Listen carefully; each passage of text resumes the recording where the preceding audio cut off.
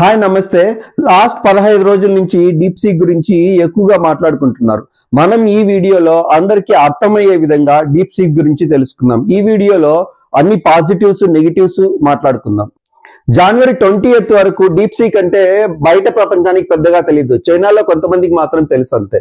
Deep seek Silicon వ్యాలీని కుదిపేసింది. Nvidia stocks 17% down అయిపోయాయి. 600 బిలియన్ లాస్ వచ్చింది. ఇది యుఎస్ హిస్టరీలోనే అతి పెద్దది. ఈవెన్ ట్రంప్ ను కూడా ఆలోచింపజేసింది. Some of the companies in China, one in particular, coming up with a faster method of AI and much less expensive method, and that's good. The release of DeepSeek AI from a Chinese company. అమెరికాలో play store లోను app store లోను most downloaded app అంటే ఎక్కువ మంది download చేశారు. Deep seek R1 అనేది open source. Open source అంటే ఏంటి? అందరికీ అందుబాటులో ఉంటుంది. ఫస్ట్ ఆఫ్ ఆల్ దీనికి ఏమి పే చేయాల్సిన పని లేదు. ఇంకోటి ఏంటంటే మన సిస్టమ్ లో కూడా దీన్ని డౌన్లోడ్ చేసి కొన్ని వర్షన్స్ ను యూజ్ చేసుకోవచ్చు.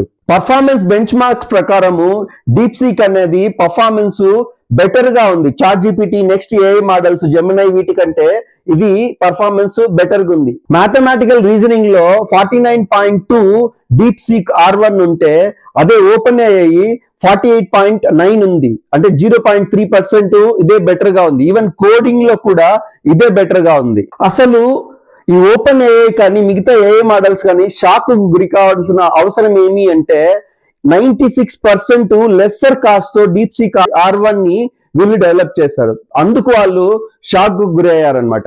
డీప్ సీక్ R1 కి 5.6 మిలియన్ మాత్రమే ఖర్చు చేస్తే నెక్స్ట్ ఓపెన్ ఏఐ కానీ మిగతా ఏఐ మోడల్స్ కానీ 100 మిలియన్స్ పైనే ఖర్చు పెట్టారనమాట. సో అంటే 96% తక్కువ కాస్ట్ తోనే దీన్ని డెవలప్ చేశారు. డీప్ సీక్ R1 అనేది ఎలా పనిచేస్తుంది, దీన్ని తక్కువ కాస్ట్ కి ఎలా డెవలప్ చేయగలిగారు, ఈ విషయాల కంటే వెళ్లే ముందు ఫస్ట్ దీని ఓనర్ ఎవరో తెలుసుకుందాం. లియాన్ వెన్ఫెంగ్ దీని ఫౌండర్. ఇతను గీకీ పర్సన్ అంటే ఏంటంటే ఎప్పుడు కోడింగ్ ఎక్కువ చేస్తూ ఉంటారు అనమాట, దానిపైనే ఉంటారు. సో నెక్స్ట్ ఏంటంటే ఇతను one of the top university in China, Zhejiang అనే యూనివర్సిటీ నుంచి గ్రాడ్యుయేటెడ్ అనమాట. డీప్ సీక్ మెయిన్ ఆఫీస్ ఎక్కడుందంటే హాంజో. ఇది 2 hours journey from Shanghai. Deep seek work చేసిన వాళ్ళు ఓన్లీ 100 to 200 మెంబర్స్ అంతే. అతను హైయెస్ట్ ఎక్స్పీరియన్స్ ఉండే వాళ్ళని ఎవరిని తీసుకోవాలా. అతను ఏం చేశాడంటే ఈ టాప్ యూనివర్సిటీలో ఉండే ఫ్రెషర్స్ తీసుకున్నాడు, లేకుంటే 1 or 2 years ఎక్స్పీరియన్స్ ఉండే వాళ్ళని తీసుకొని వాళ్ళ దగ్గర వర్క్ చేపించాడు. ఇక్కడ మెయిన్ ఇంపార్టెంట్ పాయింట్ ఇక్కడ తెలుసుకోవాల్సింది ఏంటంటే ఇతను కో-ఫౌండర్. ఎవరు? ఈ లియాంగ్ కో-ఫౌండర్ ఆఫ్ హైఫ్లయర్ అనే కంపెనీకి 2016 లో దీన్ని స్థాపించారనమాట. ఇది ఏం చేస్తుందంటే ట్రేడింగ్ కి ఏఐని యూజ్ చేసి అనాలిసిస్ చేస్తుంది. దీంట్లో వాళ్ళు చాలా రిజల్ట్స్ ని సాధించారనమాట. సో ఎలా సాధించారంటే ఈ ఎన్విడియా చిప్స్ ని, జిపియుని యూజ్ చేసి వాళ్ళు ఏఐని డెవలప్ చేసి దాంతో వచ్చే రిజల్ట్స్ తో ట్రేడింగ్ చేసేవాళ్ళు. ఇప్పుడు మనము డీప్ సీక్ R1 ని ఇంత చీప్ గా ఎలా డెవలప్ చేయగలిగారు అనే విషయాలు మాట్లాడుకుందాం.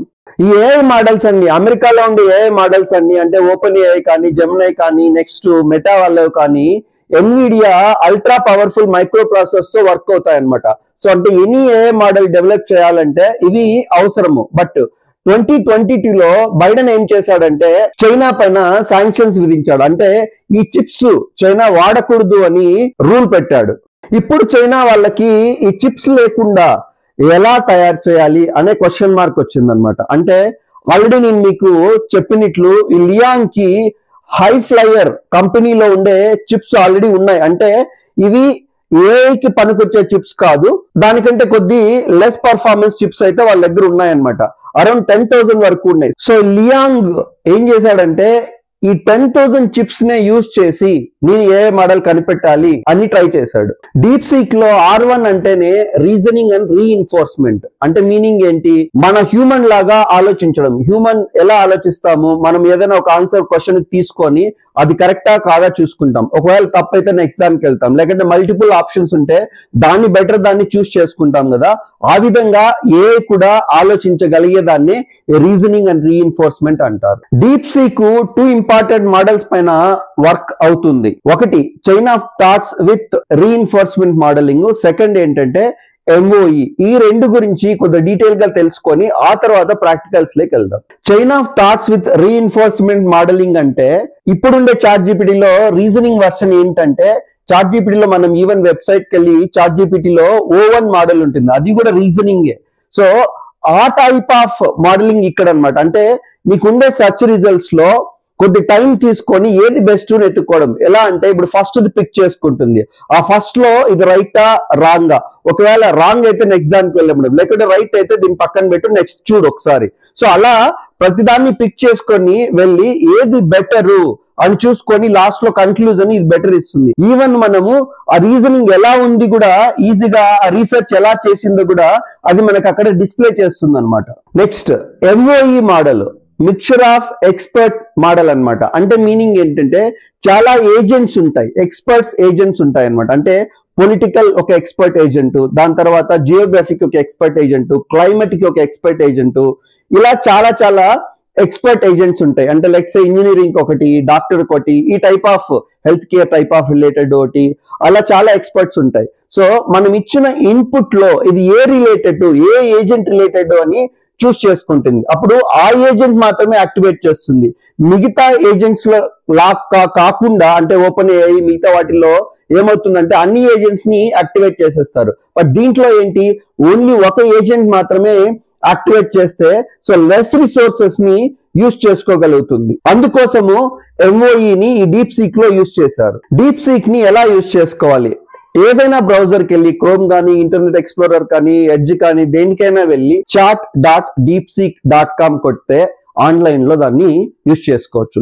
అది కాకుండా ఇది నేను ఓపెన్ సోర్స్ అని చెప్పాను కదా, సో డిస్టిల్ మోడల్స్ అంటారు. అంటే డిఫరెంట్ సైజెస్ లో ఉంటాయి, ఆ డీటెయిల్స్ కూడా ఇది ఇస్తాను. సో నువ్వు ఈవెన్ ల్యాప్టాప్ లో కూడా దీన్ని డౌన్లోడ్ చేసుకొని ఇన్స్టాల్ చేసుకొని యూజ్ చేసుకోవచ్చు. ఇంతకు ముందు చాట్ జీపీటీ ఎలా వర్క్ అయ్యేది అంటే ఒక మీమ్ కూడా వచ్చింది.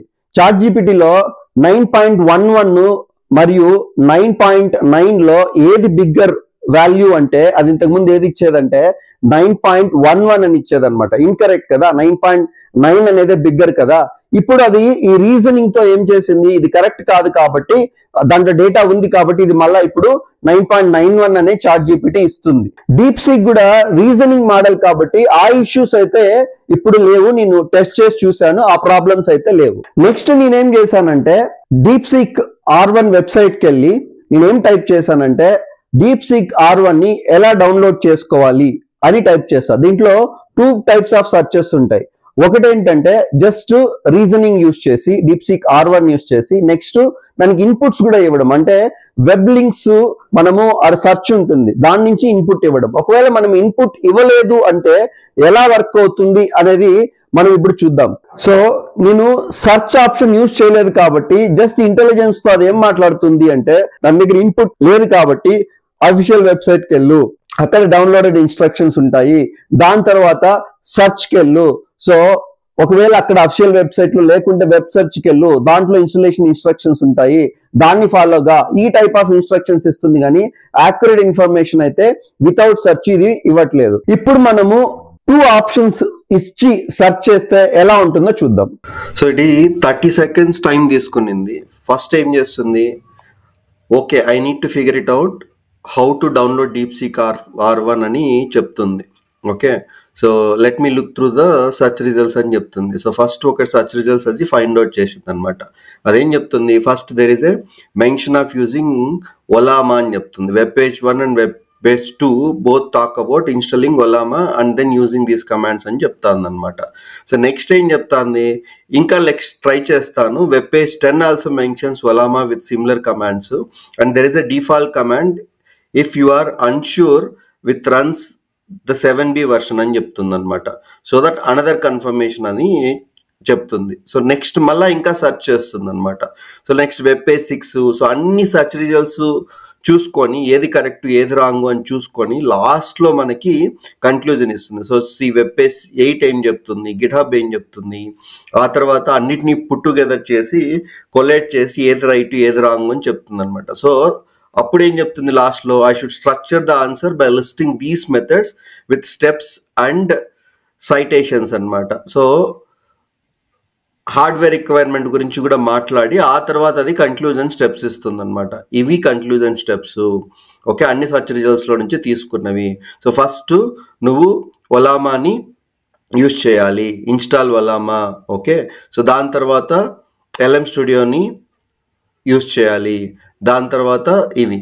ఓకే, ఈ స్టెప్స్ అన్ని పైథాన్ రిలేటెడ్ అన్ని ఇచ్చి మీకు కన్క్లూజన్ ఇచ్చి ఈవెన్ హార్డ్వేర్ రిక్వైర్మెంట్స్ కూడా ఇచ్చి దాని తర్వాత టిప్స్ ఇస్తుంది అనమాట.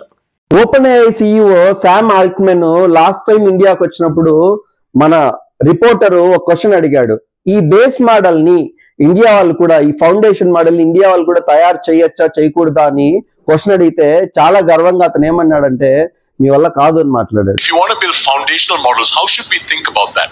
Where is it that a team from India, 3 super smart engineers with, not 100 million, but let's say 10 million, could actually build something truly substantial? Look, the way this works is we're going to tell you it's totally hopeless to compete with us on training foundation models. You shouldn't try, and it's your job to try anyway. But 2 days ముందు మళ్ళీ ఇప్పుడు వచ్చా DeepSeek release అయిన తర్వాత ఇప్పుడు వచ్చి India is great, India చాలా capacity ఉంది, కేపబిలిటీ ఉంది, మీరు ఈజీగా డెవలప్ చేయగలరు అని మాట్లాడుతున్నాడు.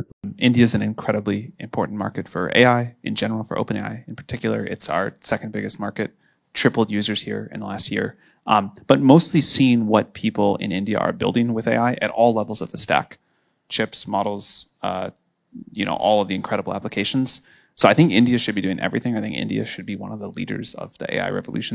చాలా కంట్రీలు AI లో చాలా ముందున్నాయి కాబట్టి ఈవెన్ ఇండియా కూడా అట్లీస్ట్ DeepSeek వచ్చిన తర్వాత ఇది ఓపెన్ సోర్స్ కాబట్టి దీన్ని యూజ్ చేసుకొని మనమేమి చాలా $1 బిలియన్ ఏమి ఖర్చు చేయకుండా కూడా మనము చంద్రమండలానికి ఆల్రెడీ పంపించాం, చాలా తక్కువ ఖర్చు చేసి రాకెట్స్ ని పంపించారు కదా.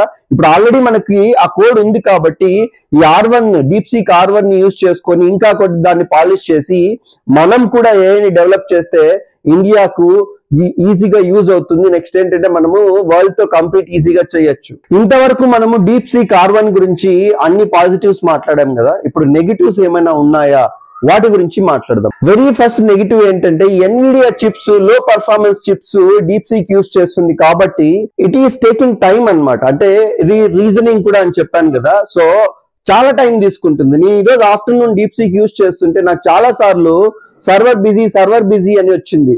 ఇది ChatGPT అలా అయితే నాకు ఎప్పుడు ఇవ్వలేదు. నేను సింపుల్ సెర్చ్ చేస్తాను, which is greater.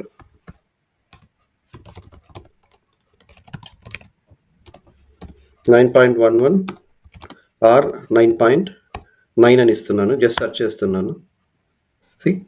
Server busy. So internet issue కాదు, కంటిన్యూస్గా వస్తుంది. ఇలా అయితే DeepSeek ఎవరు యూజ్ చేయరు. నెక్స్ట్ సెక్యూరిటీ అన్నమాట.